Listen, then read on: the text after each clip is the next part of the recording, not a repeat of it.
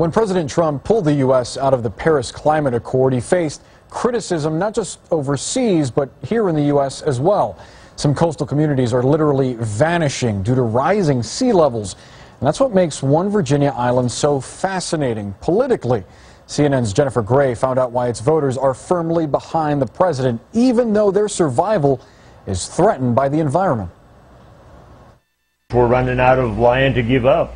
We don't have the time to fool with.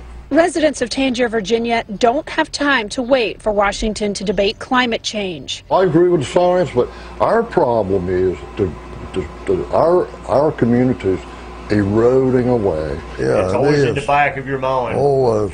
They live fewer than 100 miles from the White House on an island in the middle of the Chesapeake Bay. Population about 450. Area just 1.3 square miles and shrinking. During severe weather such as Superstorm Sandy in 2012, the island is buried under feet of water.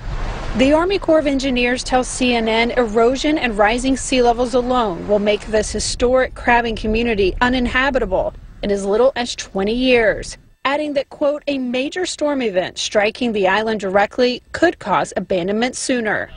It's a heartbreaking prospect rejected by many locals whose families have been living and fishing off the island since the 18th century. What I tell our citizens as mayor, do not lose hope.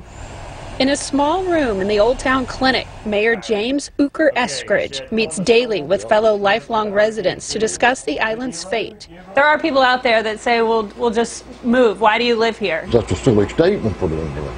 Silly statement. You don't just leave your home. We're savable. Yes, right we now. are. We're very now, savable right now. Yeah, Donald Trump, if you see this, I mean, whatever you can do, we welcome any help you can give us. Donald Trump received 87% of the island's presidential votes last November. Some of Tangier's locals say they care less about his controversial view on climate change and more about his views on infrastructure. He's cutting the regulations. I believe he's concerned about our safety. The Army Corps of Engineers will begin building a jetty to protect the harbor here next year, but the rest of the island will need a far larger and more expensive barrier to survive. He's going to cut down on the time it takes to study something. We've been studied to death. We just need something done. Mapping data shows how rapidly the shoreline has waned in the past, and without significant intervention, the small American town will continue to disappear into the bay at the rate of 16 feet a year in some places. So what could Tangier Island look like for future generations if the predictions do come true? Well, we're about to go find out at a place called the Uppards.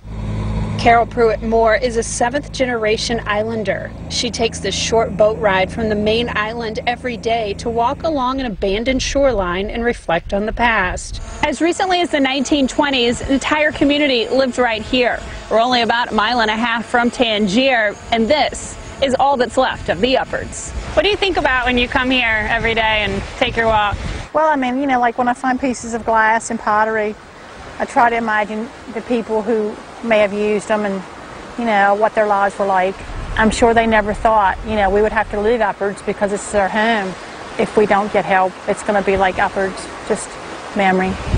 Her name was Polly Parks. She died in 1913. Wasn't many years after this that the entire community was under. So one of your fears has got to be somebody like you one day walking around Tangier, picking up pieces of glass, wondering about your life. My life. Sea level rise isn't just affecting Tangier and its 450 locals. With many larger waterfront cities such as Miami and New Orleans threatened by climate change, convincing outsiders this small town is worth saving is a challenge. It seems to me that the decisions we as a country make about whether or not to save this place will inform how we deal with much bigger problems in cities like Norfolk and New Orleans and Miami and New York City. Earl Swift is a journalist working on a book about Tangier's climate plight. He lives part-time on the island, researching life here where residents say they refuse to be climate change refugees. If you make the decision that whether or not you save a place is simply a function of headcount, then Tangier doesn't have a chance. You can't make it cost-effective.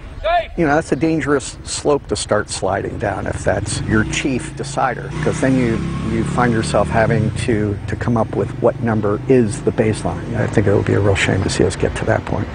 For now, the mood on Tangier is optimistic, with some welcoming the new president like Ken. I love Trump as much as any family member I got. And hoping his view on climate change won't prevent funding for their future. If you could say anything to him or his administration today, what would it be? I would say, Build us a wall. yeah, build us a wall. They talk about a wall, we'll take a wall. We'd like to have a wall all the way around Tangier. We'd love a wall. That was Jennifer Gray reporting from Tangier Island, Virginia.